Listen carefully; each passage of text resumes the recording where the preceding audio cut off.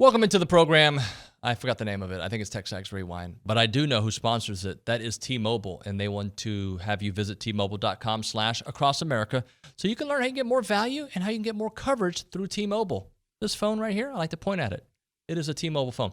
All right, so on the program today, 22-22, Tyrique Chappelle, a guy that Billy called me after the segment. He's like, you know what? If he would have played in Texas, he would have been a 5-star or 4-star, right? Like he was a 3-star out of Philly, but this guy is definitely a 4-star player right now, and you saw what he did last year. So we broke down his game and how important he is to the A&M secondary. How about this? Gene Stallings on a mobile, the real Gene Stallings calling the show. We talked to him. He caught us up on his life and his thoughts on this new world of college football we're in. Spoiler alert, he did not love it. He doesn't like the direction it's going. That's okay, though. He loves watching Texas A&M and Bama play. We also had Mark Rodgers on. He talked about Oklahoma and their season. We do a preview on all these teams in college football, and today was Oklahoma Day. And then we had recruiting country. Don't jump off the ledge. Remember, like a week or so ago, everybody was loving, where we are recruiting-wise? Well, things are still good. It is TexAgs Rewind. Take a look. OB, as I break my coffee cup here on the set, our number 13 is Tyrique Chappelle. One of the best freshmen in all of football last year. I would think so. I don't know if he made the freshman All-American team, but he should have. Because I know A&M had 2 freshman All-Americans on offense. I think Tyrique, like I said, I don't know if he made it, but he was named the semifinalist for the Sean Alexander Freshman of the Year award given by the Maxwell Football Club. He was on a lot of lists for the great year that he had. He was not supposed to play, at least not supposed to play as much as he did. And then Miles Jones was hurt, and then Brian George was hurt. And then the next thing you know, you got to put a true freshman in. And, he had some freshman moments. In the very beginning. You're going to get beat sometimes, especially by good receivers like Jameson Williams. Yep. But overall, he had a phenomenal season. I thought last year he was better. He's A&M's best cornerback. He was? I thought he was. I think he led the team with 9 passes broken up. He did. He had 1 pick, 41 tackles, 9 pass breakups. I think 3 of those tackles were for loss, which is pretty impressive for a corner. I mean, he just – I think what stands out about Tyreke Chappelle last year is that he didn't stand out. You would think, okay, there's a freshman. And look, I've seen some – since I've been at TexAgs in the last 10 years, we've all seen some mediocre to bad – cornerback play from time to time.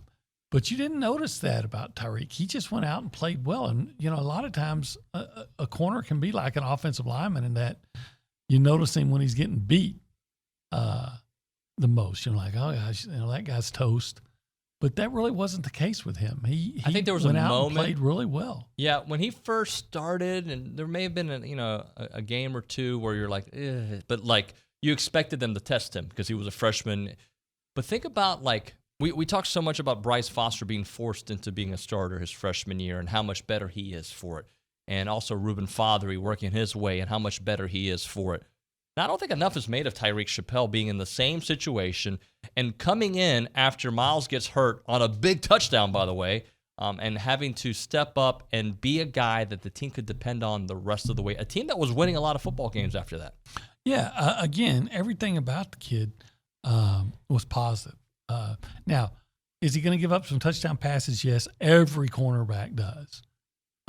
But he always came back and he played well. I mean, you come away from that season again, 9 passes broken up, and they're going to throw at the freshman, more often. Now, maybe those targets toward him went down as the season progressed because they knew.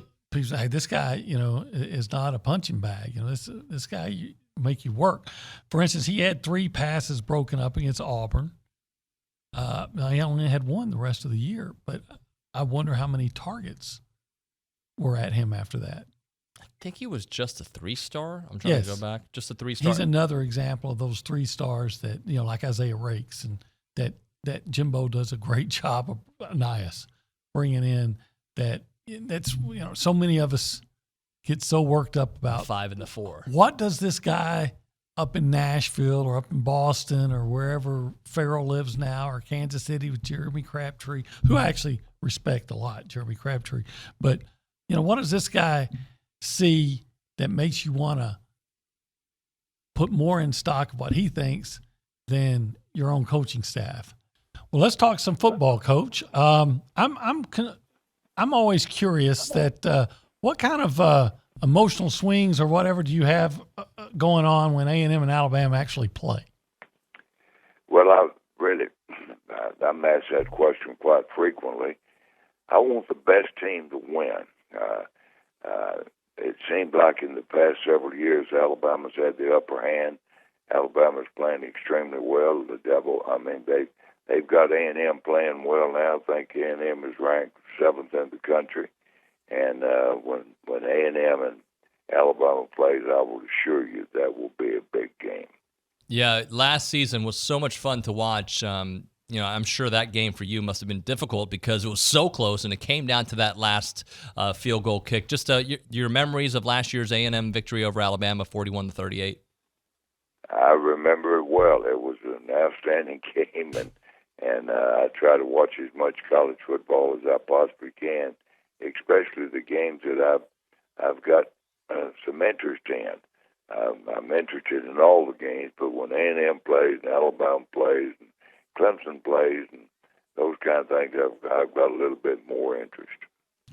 Coach, if you'll reflect back on your career and your life, what are the moments that are your highlights or the things that you'll never forget? I understand, that winning a national championship is probably at the top of the list, but what are some of the other things that really stand out to you, the things you accomplished as a when I was at pro and coach Texas A&M in college? And we beat the University of Texas, I think, 10-7. That was an awfully big game in my career, and I remember that one well. When I was at Texas A&M, we played Alabama in the Cotton Bowl. Yeah.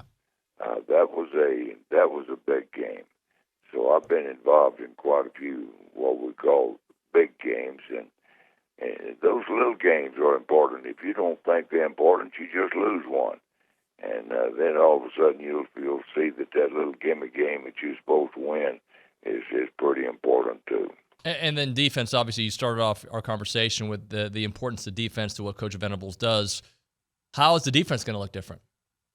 They lost a lot of production on defense. They also have a bunch of guys that have come in through the portal. I think they'll be more physical. I think they're going to be a better tackling team. The players have talked about how practices are different. They're more tough. I think they're doing those kind of things. One thing that Alex Grinch did last year was play a lot of guys. And it kind of hurt, I think, some of the players that were preparing for the NFL draft. Perrion Winfrey slipped a little bit, but they do have experience across the board. But they do have to replace some good players. It's a question mark. I really got to be honest with you. They've got enough experience returning, especially in the secondary.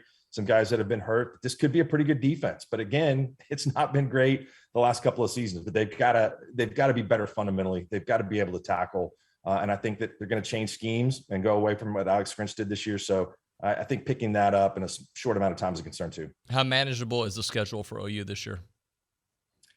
It's a great question because they're favored in every game. If you look at the advanced odds in Vegas, but yet their win total is only 9. I think last year they played 7 games within a touchdown or less, and they won 6. So that was really good fortune. This season, there are going to be a lot of those games as well. We went down the other day. I think I put 3, maybe 4 games in a category if you feel like these are going to be wins. Kent State, UTEP, Kansas. I think at Texas Tech, you could probably say is a win. I don't think there's one on there that you say, hey, look, this is a game and they're clearly an underdog in that they might not win. But that leaves 8 games in a category of, hey, this one could go either way. That's in a category of around 10 or 11 points for the point spread. So there's a lot of toss-ups in there. And so that means there's a great deal of variance what the record could be. Yeah, if you go back and you look at how the 2023 class started with the first 3 commitments have all decommitted. And well, not the first 3. So it was Colton Thomason, but 3 of the first 4. So you had Johnny Bowens, Eli Holstein, and Anthony James. They all committed A&M and are now decommitted. And then one of your big wins early on in Bravion Rodgers. Once all that got sorted out, you landed Bravion Rodgers. That was a big deal in the spring. And then now he kind of decommitted out of nowhere. And I think that caught a lot of people off guard. Mm-hmm. Based off the research that we've been able to do and the phone calls we've been able to make, it sounds like LSU pushed that one hard behind the scenes. But I'll echo what Billy said yesterday.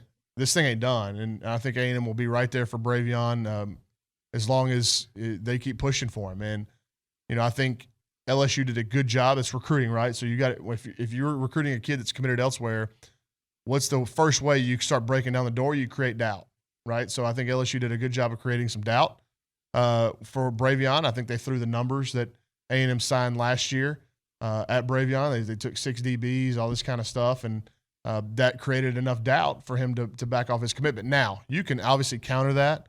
LSU has currently got 5 kids committed. We anticipate them getting Kylan Jackson, another safety. I said 5 kids, 5 DBs committed. We anticipate them getting Kylan Jackson as a safety from Zachary, Louisiana. He's got an upcoming announcement. It's actually between A&M and LSU, but I think that one's going to go LSU's way. And they're recruiting Bravion, who would be a 6th, and they're also recruiting Javian Toviano at Arlington Martin, who would be a 7th. So, all this stuff about LSU or A&M's depth chart looking – how are you going to get on the field kind of thing. Well, first of all, I hate that recruiting tactic from other schools because what are you saying about your players there at your school? Mm-hmm. What are you saying about the kid? You're saying the kid's not good enough to get on the field over the guys that are older than him? But it does work in some instances, and it creates some doubt. And I think LSU had been working hard on Bravion behind the scenes for quite a while, and they got him to back of his commitment, but I don't think that means A&M's out of this thing. And there's 1,000% I could see a scenario where he signs with the Aggies in December. Yeah, and the ups and downs of this particular cycle, can you put your finger on it? No, it's been much different than last cycle. It's like it's much more, like you said, up and down like riding a roller coaster. But in the end, and I actually came in here yesterday when you guys were on air with Olin, and I said, you kind of, everybody's wondering what's going on, why you have so many decommitments. But, in the last 2 or 3 weeks, look what they've done in terms of adding guys and adding top-tier targets. So it's really not about what you've got in July and August. It's what you sign in December. Well, that's going to do it here for TexAgs Rewind. So do me the favor. As you're watching the end of this video and you're thinking to yourself, do I really need to do what Nuno says when he asks me to like, comment, and subscribe? I want to see that subscribe number go up, right? I don't like the number it's at right now. And I'm looking at you.